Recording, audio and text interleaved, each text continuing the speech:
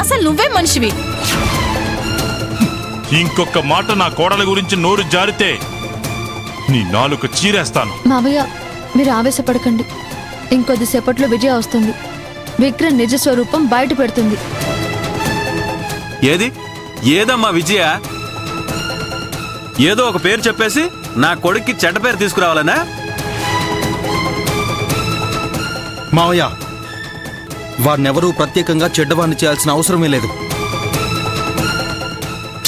సరే, నేను ఇప్పుడే వెళ్ళి విజయాన్ని తీసుకుని వస్తాను.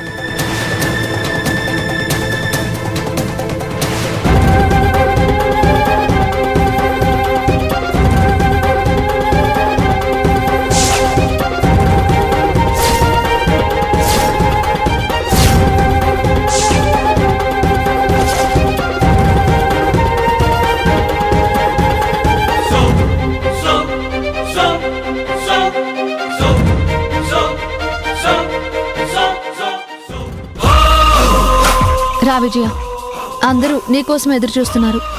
విక్రమ్ నిన్ను ఎంత మోసం చేశాడో ధైర్యంగా చెప్పు. నీకు న్యాయం జరుగుతుంది.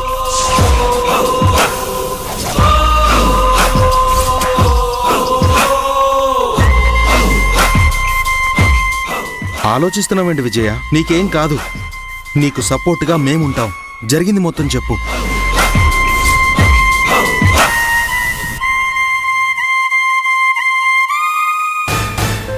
నువ్వు చెప్పమ్మా, ఏం పర్లేదు.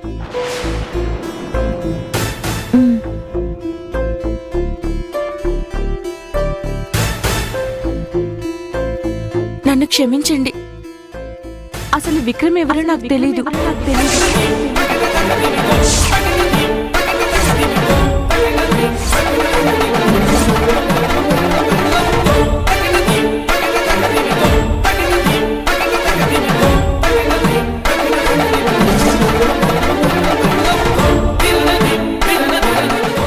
పవిత్ర మేడం సైట్కి వచ్చి విక్రమ్ నన్ను మోసం చేశాడని చెప్తే నాకు డబ్బులు ఇస్తానన్నారు.